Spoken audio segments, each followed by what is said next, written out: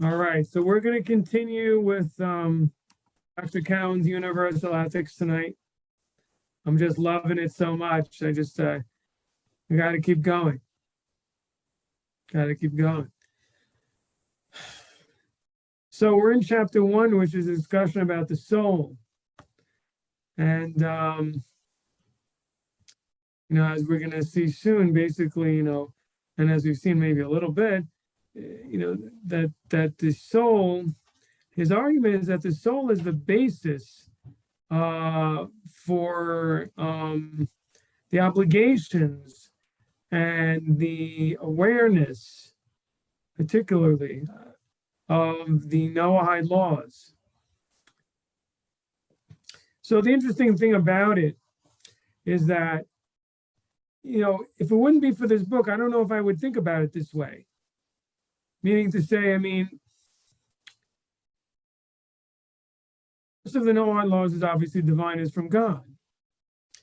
And so we're looking at it kind of the other direction. We're looking at it from the human point of view. But in reality, it's coming from above.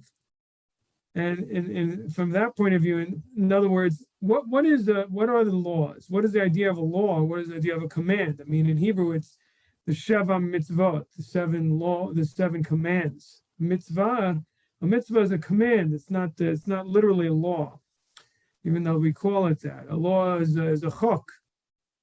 Chukim are laws. A mitzvah is not a law. A mitzvah is a command. So, I mean, the definition of a command is that there is the commander. He's the active party, and then, so to speak, the commandee, the one who's being commanded, is not active.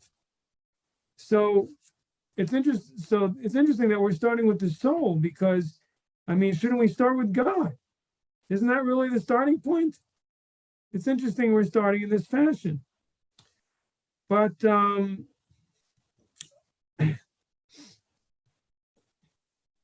God commands. The soul is the receptor, you may want to argue.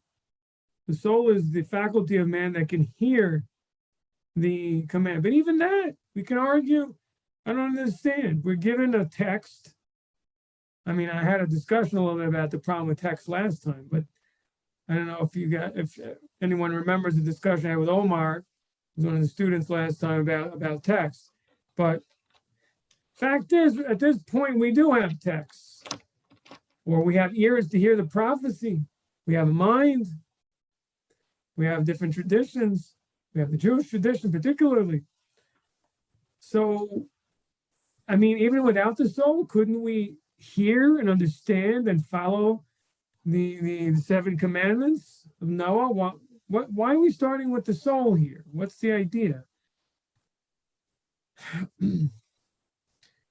So you have to say that what we're doing here is that he's explaining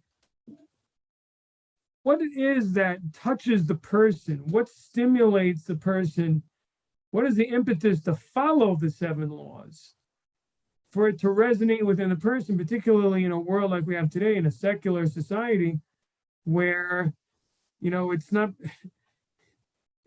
particularly ingrained and inside in the young people or in people in society. So what is it that calls on a person to what makes a person respond and say, yes, I'm going to follow this? What is it that says this is right? This is something I need to be attuned to, and this is the most important thing. You know, this is something that's an absolute that I must follow, no excuses. Where does that come from? And that comes from the soul. And it seems that we're starting from that point. It's also, I guess, the idea is we're starting from the awareness of the spiritual reality or the divine reality. And what he's arguing is that doesn't come from the mind, from any type of investigation, philosophical investigation of existence, like medieval philosophers argued, but it comes from the soul. At the end of the day, reason isn't enough. So even before we begin talking about God, we have to talk about the soul, because what's the human being's connection to God? How do we become aware of him? again, in a way where it resonates. We were like, yes, I believe this is true. How do we get there to that place? Well, yeah, we're there. So those are some of the reasons I believe he's starting from this direction, particularly of chapter 1, the soul. Okay, so let's now get back to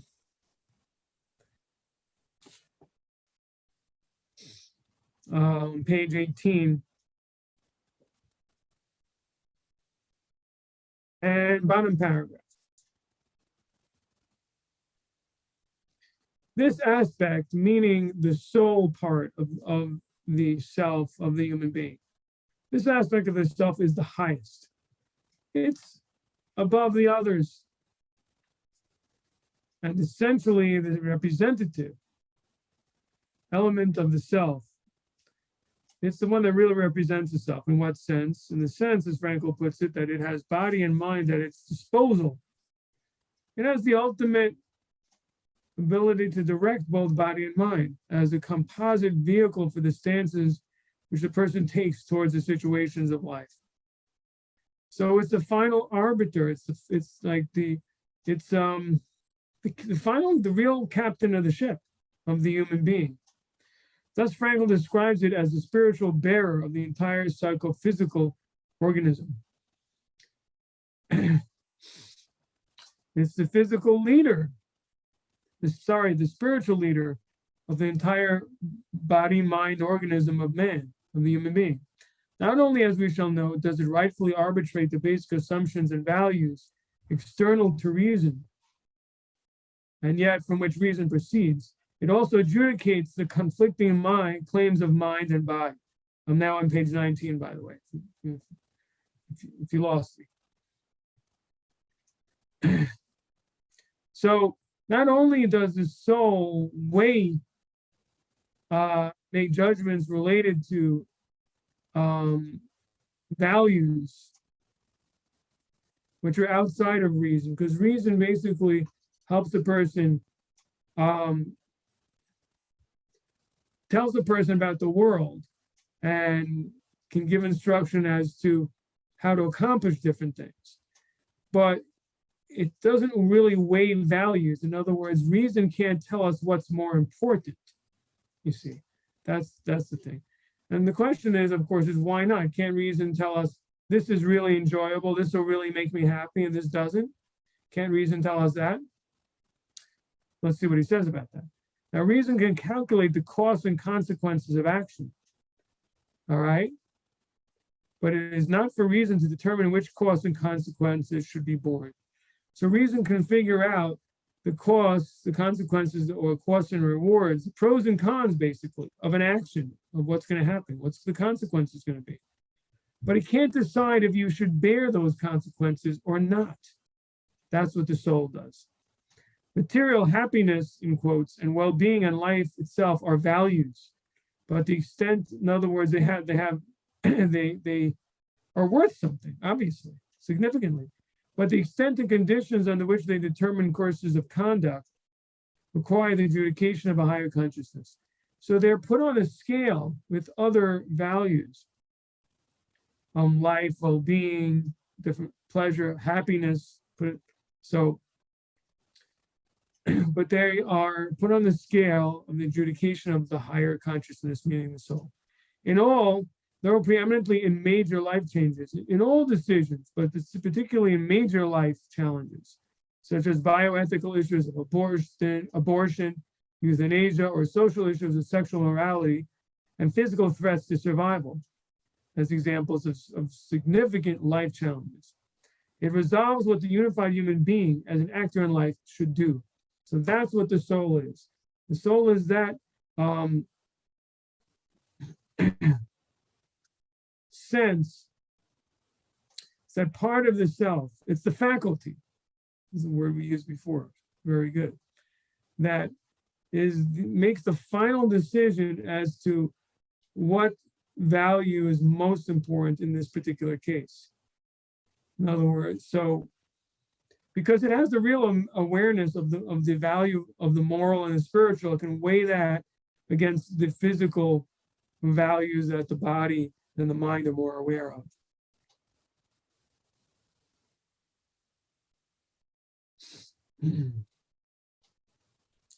It resolves what the unified human being as an actor in life should do, whether or not it should resist a particular pleasure or endure a particular pain, and for what reasons.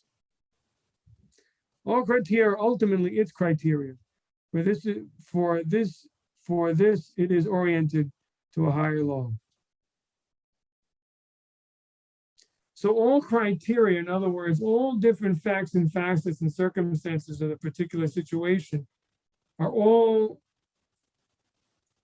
compared to, or should I say, weighed according to the higher law, what this higher standard, what the higher consciousness, which is basically, as we're saying it, is the moral values of the 7 laws.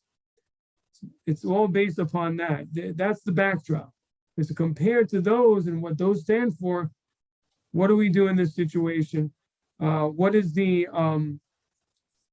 place of this particular interest that we have here, as opposed to this moral result that could happen in this particular situation. So we could have, selling this item to somebody, but there may be dishonesty in the sales pitch, or where some kind of fraud. So who makes the decision? We can gain from this. On the other hand, there's the moral dilemma. So who makes the decision? What is the voice that makes that decision as to what to do? That's the soul. It's also people call it conscience. Let's see the next paragraph. The beholdenness and responsibility of the person. In terms of Noahide theology, the soul or the spiritual within the human is a faculty or capacity for reception of, resonance with, and recognition of the divine. So how can we define the soul in terms of how we can understand it and how we relate to it? So it's the capacity of reception. It's the ability to receive and accept, and basically, in other words, hear the message, where it's of God's existence or of the divine in any way, to feel it, resonance with, to relate to it, to feel like it's something that you agree with, to feel like it's something that relates to you. It's not something foreign. And also, and just recognition of the divine in general. So that, in other words, the idea of reception of the divine is a reception of divine ideas, more like, and divine wisdom. And the resonance with is the feeling or related to it, and that it's something that you feel connected with. And the final aspect is actually recognizing, have a feeling of the existence of God himself. So when this capacity is activated as a functioning soul or conscience, it orients mind and heart to the divine. So when the soul function is activated, it orients both the mind and the heart, meaning the body, towards the divine. But it has to be activated. How do we activate it? Through studying Torah, through meditating about God and about fear and love of God, and so on and so forth. That stimulates it, right? All right, I'm turning from page 19 to page 20. Well, whilst the distinguishing hallmark of the human is intellect, intellect itself is placed in an equivocal situation. So even though the hallmark of the human being is intelligence, but intelligence can go in different ways. There's not really clarity in terms of which direction reason will go in terms of making a decision. It can produce an elaborate defense or rationalization of mere predispositions. One thing intellect can do is can create an elaborate rationalization of human beings' predispositions as to what they feel like doing, many of which arise from the bodily emotional personality of the human. These predispositions mostly arise from the body and emotions of a person, the ego, what they want to do. Or it can regulate emotion in accordance with principles, or it could try to control emotions in accordance with higher principles, which are beyond simply will, predisposition, and predilection. It is explained that the biblical statement, the human was made in the image of God, refers to intellect as oriented upwards towards a higher knowledge. So this is important and interesting because we often say, Tselem Elokim, that the human being was created in the image of God, and that's referring to intellect, as Maimonides says. So every intellect, is Facebook part of the divine image? Well, not really to get into that question so much, but the point is he's saying here is that the image of God refers to an intellect that's oriented upwards. So it's a spiritual intellect, it's a divinely sensitive intellect that's called the image of God. This is also so in other words, it's not the intellect that's used to utilize the world towards a person's pleasures. That's not the part that's in the image of God. The part that's in the image of God is human beings' ability to comprehend and receive the divine wisdom. That's the part that's in the image of God. That's related to intellect. Okay. This is also the humility and integrity of intellect, that it knows it cannot verify or ultimately validate the first principles or even the style of reasoning with which it is to work.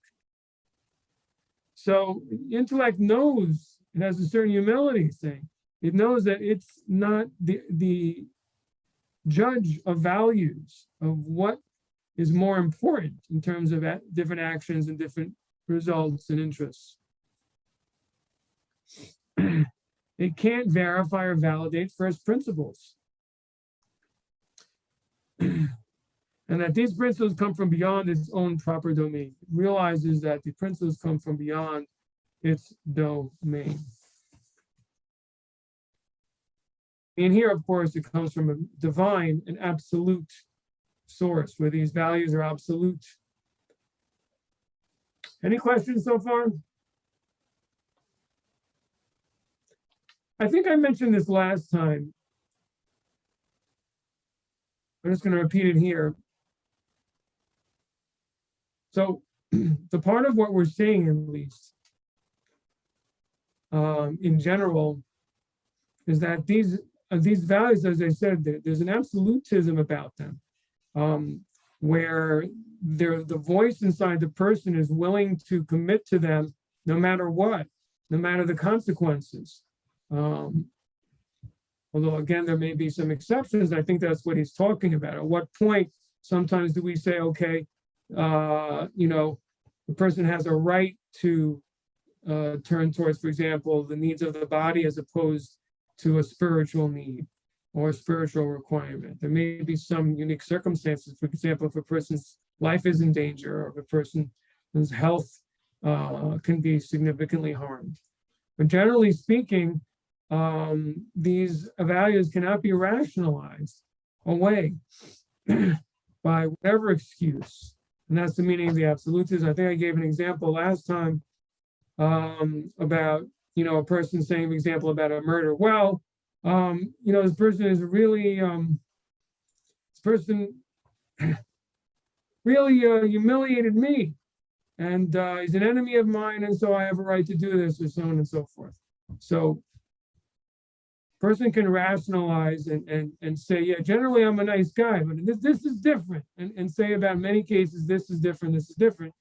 But these values here are absolute, where the person doesn't have the right to, and has an awareness of the fact that no excuses in terms of keeping these 7 laws.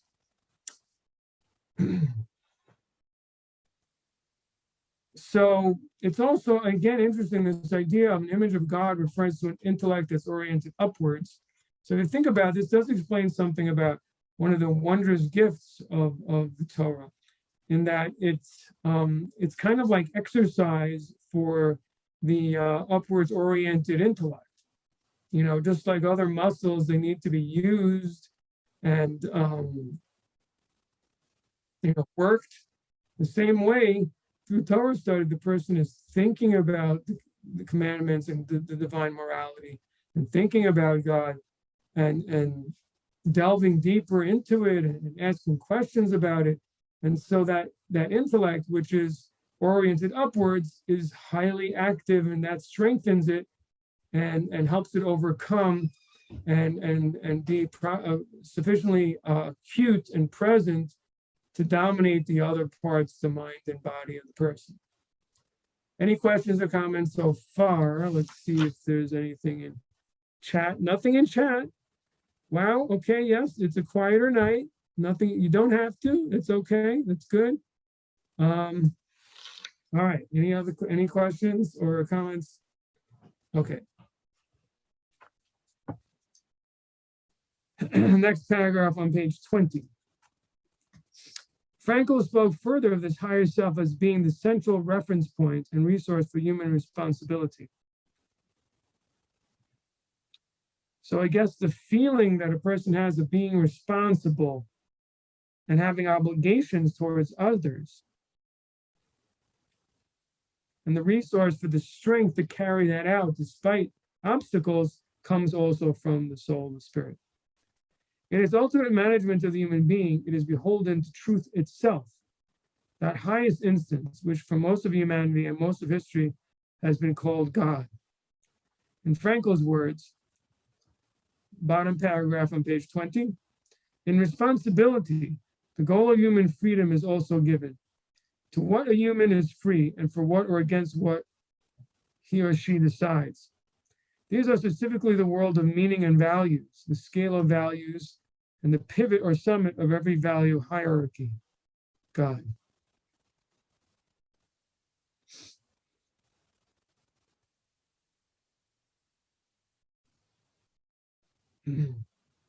So what purpose is a human being free to make choices? Well, what is the special quality of that freedom? So the compass is all related to meaning and values.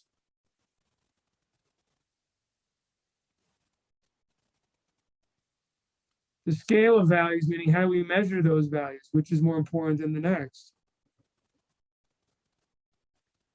And the summit of that hierarchy is God himself.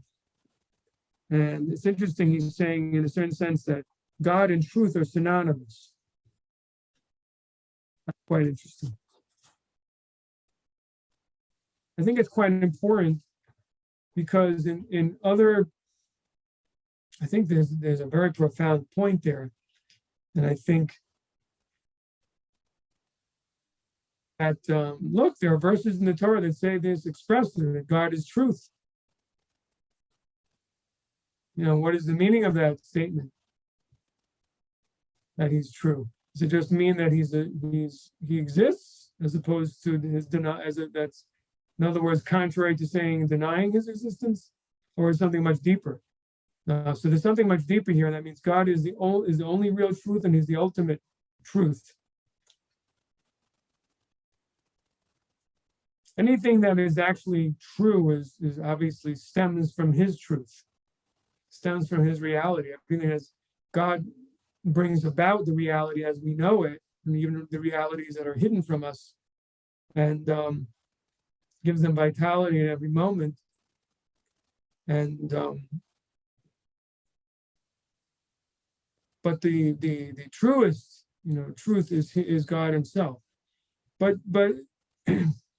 I think what he's saying here also is that from our perspective, in the way God reveals himself to us, he reveals himself as truth. That's how we know him. And again, this is so important in comparison to the way other religions approach God, and I think see him in a much more human-like way as a being. As a ghost, he's just a thing out there. He's the thing that he's the creator. He created things, but he has a personality and he has an existence. He's the greatest existence, but he's an existence. And this is a much deeper and more esoteric way of understanding God. So it's further from us. He's not an existence like a thing. He's truth. Truth is not, one. A thing is one truth out of many. If it's true at all. But to say that God is truth, in other words, so he's not a being as we usually think. So for example, there's an expression, the supreme being. I don't like that expression. I don't think it's a Jewish way of looking at God. He's not a being, because a being is comparable to all other creations. He exists. That's the idea of being, is something that exists. Well, something brought it into existence. I think he's hitting here on something much more accurate, that God is truth. He's the only real existence that exists, as the Maimonides says. And from that point of view, just the connotation of being to me is inaccurate, because it just connotes something basically like other creatures, but he's the biggest one. That's not the point. It's very, very important. I think it's, anyway, I'll leave it there.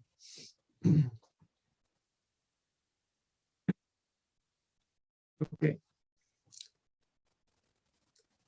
Page 21. This beholdenness is something higher than psychophysical elements. The primacy of the spiritual marks a civilized society. Oh, this is interesting. Extremely important point too, and obviously it's very much related to the idea of the 7 commandments itself. So this fact that the soul makes the human being as a self responsible for the spiritual and the divine responsibilities and obligations over the physical and psychological is the hallmark of a civilization, of a civilized society. So now we understand the connection between the idea that the objective of the 7 laws is to create a civilized society. A civilized society, it's very, the definition and underpinning is a society that directs itself based on the spiritual values over the physical ego values. This does not include everything which assumes a religious veneer, but rather religion focused on monotheism with the universal values projected by it to be discussed below. So it's not anything that has a that's cloaked in religion, so to speak. But it's particularly the monotheism with the universal values. Civilizedness is not the same as reason by itself. Society could be the most scientifically and intellectually developed of its day, as was Germany, in which Nazism arose and yet manifests the ultimate barbarism. So there's no need really much to explain that, but just to say that historically you could say that many feel that the Germany's history, in the early 20th century through the 30s and 40s, taught us really this very powerful lesson that even the most advanced technological society and most advanced in secular academics does not, necessarily tell us or support or represent a society that's at all moral, that has any connection to morality or godliness or the divine at all. And they could be extremely highly technological and yet commit the worst type of crimes and be the most beastly.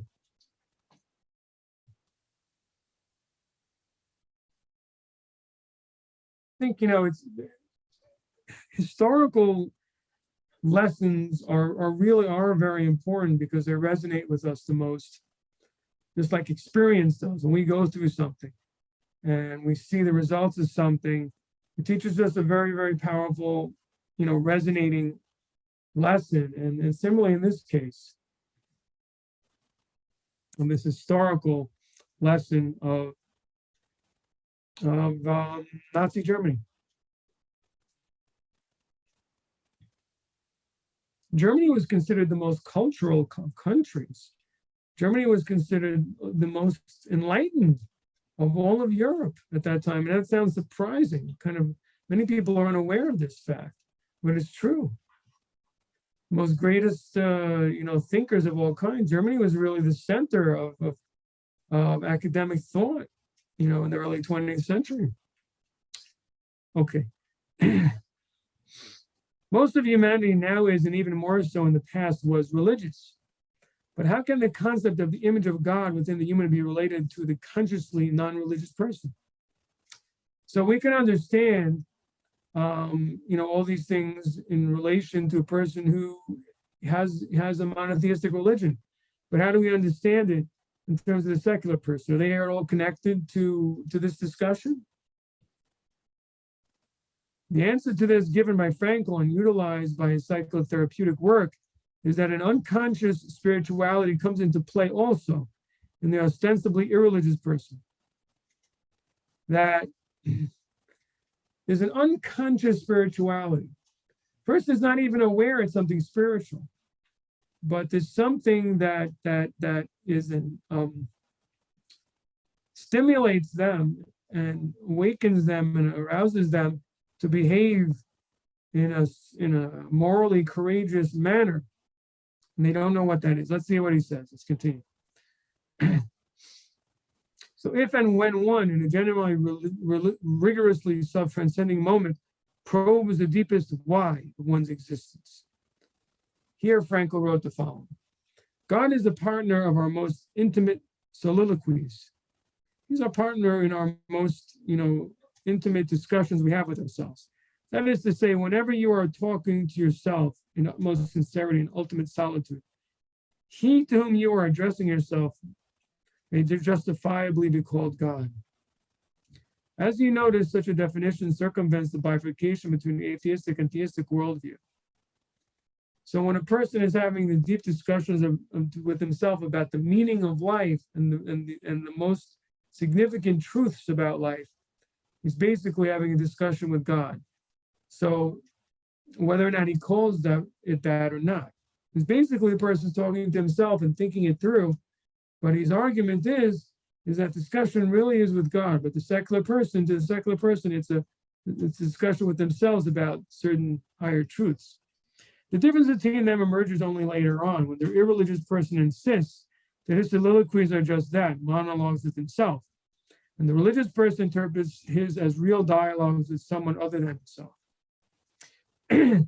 Well, I think that what here should count first and more than anything else is, turning to page 22, the utmost sincerity and honesty.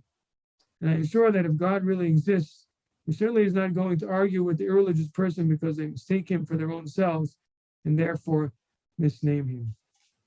So to Viktor Frankl, the core and most fundamental question is the person being sincere? Is the person being honest in this discussion that he's having about the deepest meaning of life? And if they are, then they're having a communication with God, because in the end, to have a discussion about, really is coming back to the same idea about truth, is a discussion with God, whether or not the person is aware of it or not. In other words, when the person says, religious person said, I was talking to God about, what's the meaning of my life? What does he want from me? My direction and so on. or I'm seeking him out and so on. But the irreligious person, you simply say, I was thinking to myself about what's the meaning of life. So I was thinking to myself about the truths of life.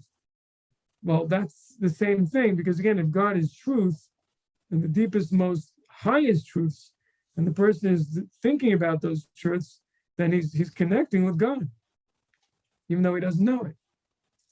Okay.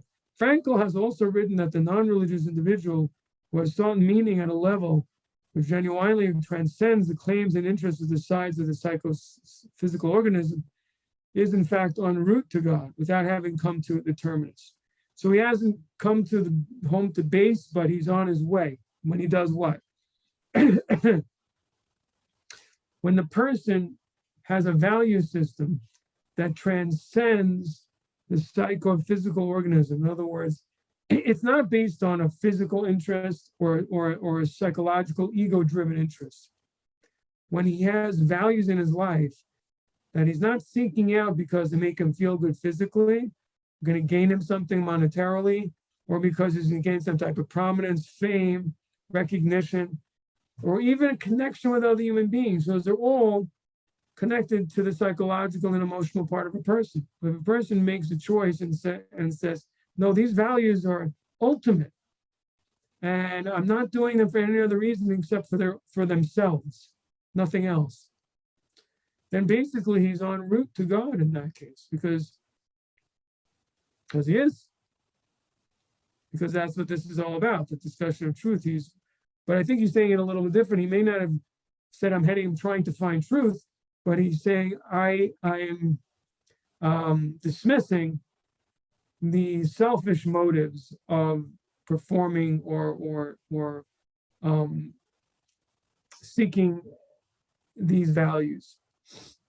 So in that way, it's a negative. It's like he's moving away from the selfishness, and therefore he's on his route towards God. Questions or comments so far? Okay.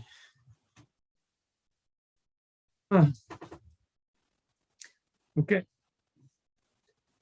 I think this is part 2, chapter 1, the soul's knowledge. What does the soul know?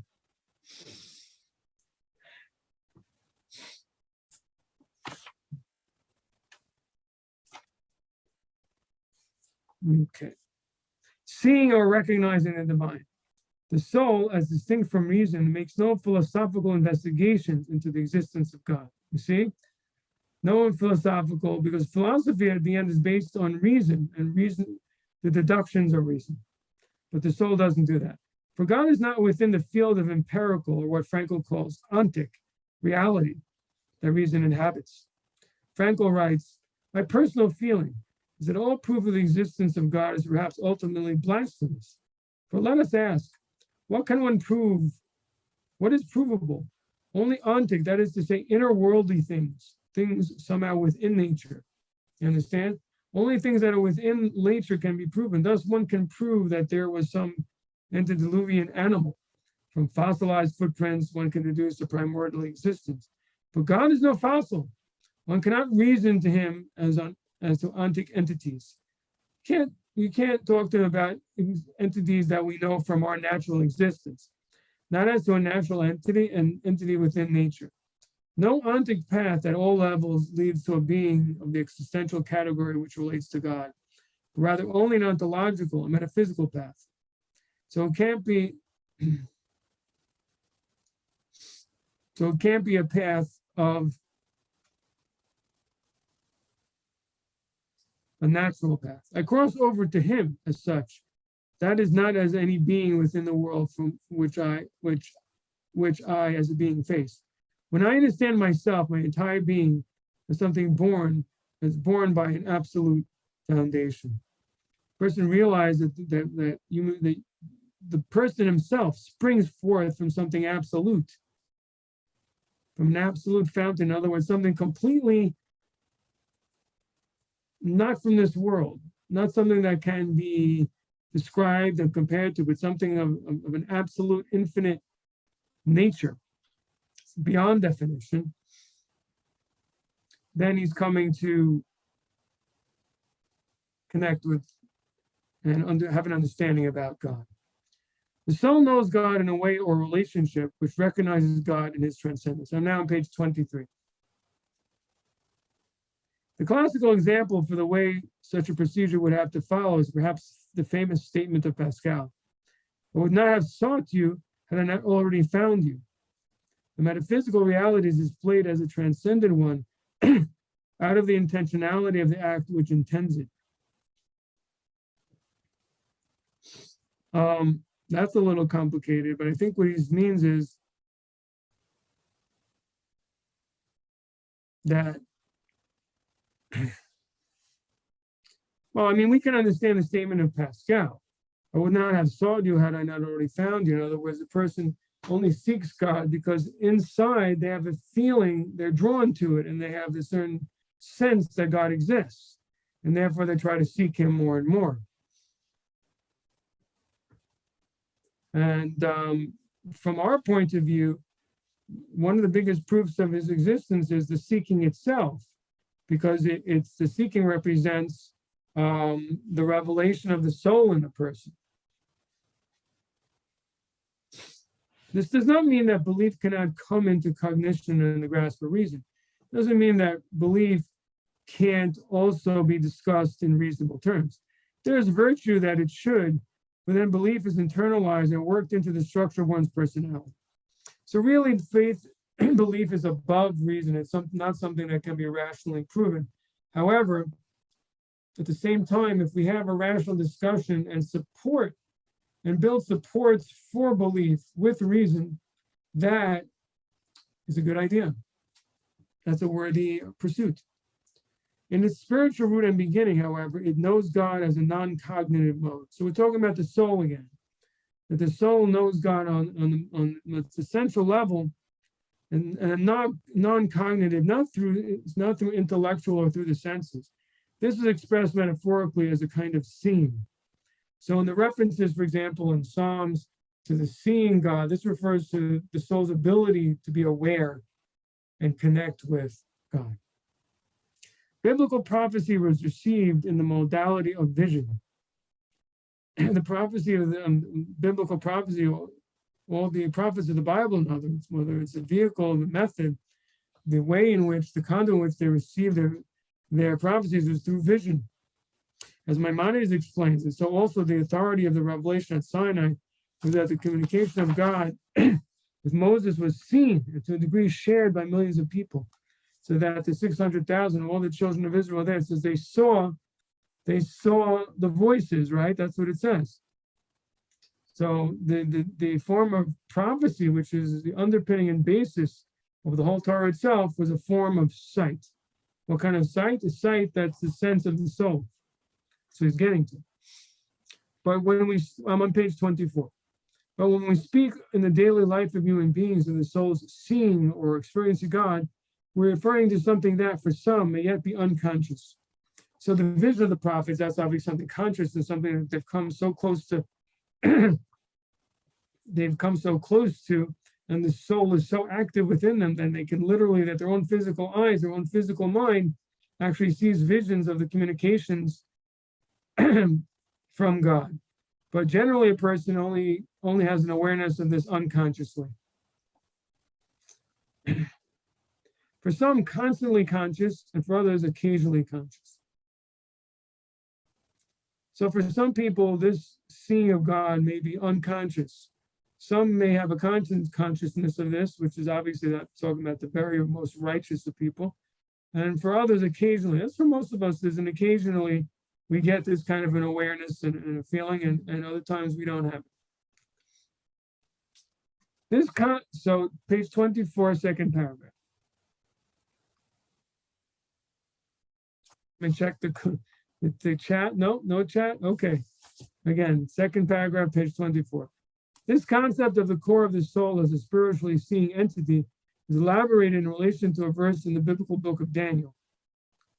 Oh, so we get into something in the Hebrew Bible. Let's see what it says. The verse states that a divine vision appeared to Daniel whilst he was in the company of other people. Once those with him could not consciously perceive it, they fled into hiding. So even though they didn't have the vision of Daniel, but they fled. Why? Obviously, they saw something that brought them to a state of fear. The Talmud explains this in terms that although they did not see the vision, their mazal, spiritual source, saw it.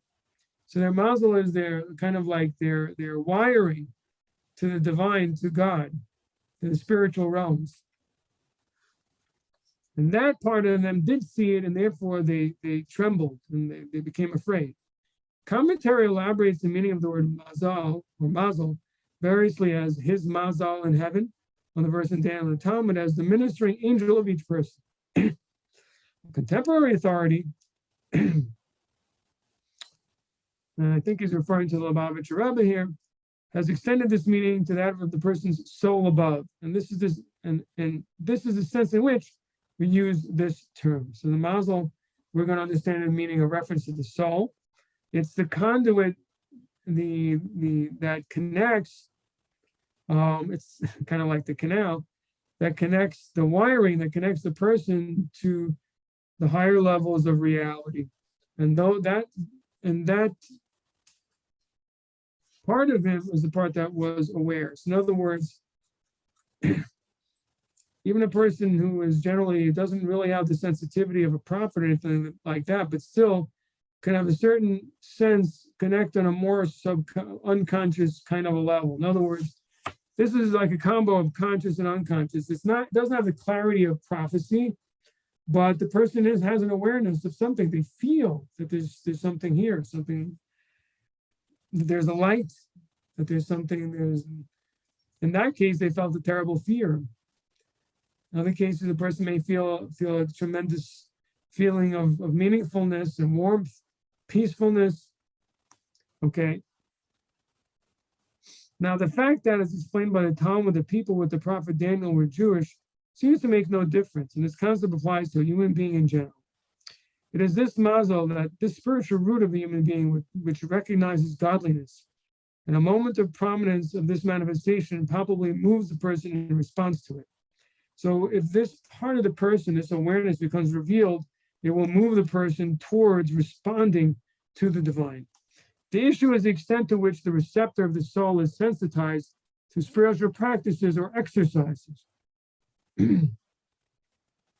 So the more the person is sensitized by spiritual practice and exercise like Torah study, or catalyzed by crisis, quote, there's no atheism in trenches, or activated by sudden humility or gratitude, which brings this experience into consciousness and action. So generally speaking, it's if the person takes actions in preparation by sensitizing themselves and making this sort of sixth sense, so to speak, more sensitive and sharp by doing spiritual exercises of different kinds, which is basically what we mean as Torah and the mitzvahs, Torah and the commandments. Or sometimes a crisis can do it. It can bring such a humility and shock onto the person that the physical and ego sides of the person are silenced for a little bit, and the soul end of the person becomes more present. Or it could be, or due to humility and gratitude. But again, it's the same idea that the selfish aspects of the person are subdued, and then the soul can be more present and verbal. You know, we can hear it more and respond to it more. Ideally, a person should stably do what is required to habituate this consciousness. A person should do on a regular basis things that habituate this consciousness of the spiritual consciousness and seeing that the soul has of the divine. Okay, we're going to stop over here for today. Stopping a little bit early. And you have the opportunity to bring up whatever questions you may have or comments. You know, sometimes people ask me things that have nothing to do with what I'm talking about. And since we have time, you're free to do the same. Although I generally discourage it, but we have time this evening if you want to ask something like that.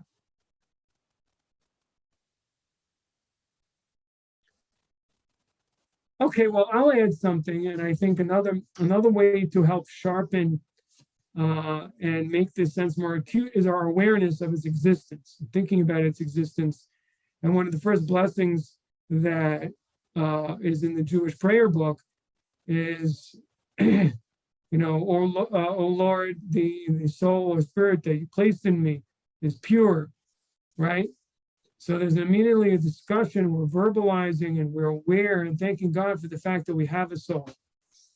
And so thinking about that fact that we are a soul and even trying to press upon ourselves that that's the main and most important part of who we really are, and meditating on that is also, I think, an important aspect of all this. Now, Chassidus, or maybe Kabbalistic thought in a sense, enhances this because it's a discussion of the spiritual reality, and particularly in Chassidus that discusses a lot about the soul. So again, you're interacting with the truth about the existence of the soul, and that helps, I think, sharpen it, strengthen it, to help a person respond to the callings of the 7 mitzvot of the sons of Noah. Okay, everybody.